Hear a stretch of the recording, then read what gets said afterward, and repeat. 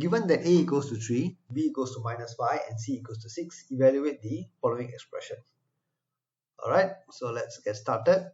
So we have b plus c over a plus c over b. Alright, so let's put in the values. Alright, so b is -5 plus c is 6 over a is 3, okay, plus a is 3 plus c is 6 over b is -5. Alright, so as you can see, I always put the brackets when I'm replacing the variables with the actual values, just to make sure that I do not miss out on any of the negative signs or any expansion and so on. Alright, so for the first fraction, alright, we can go ahead to open up the brackets. Alright, so we have -5 plus 6 over 3.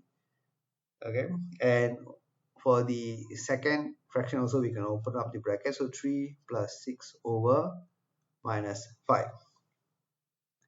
Alright, so let me continue over on this side.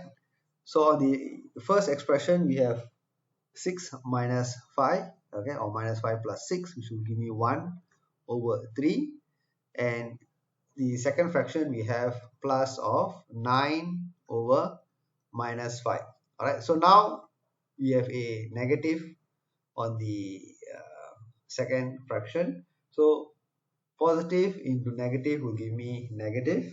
Alright, so I will change the sign here. So I will get 1 over 3 minus 9 over 5. Okay, so after this is just fractional solving fractions.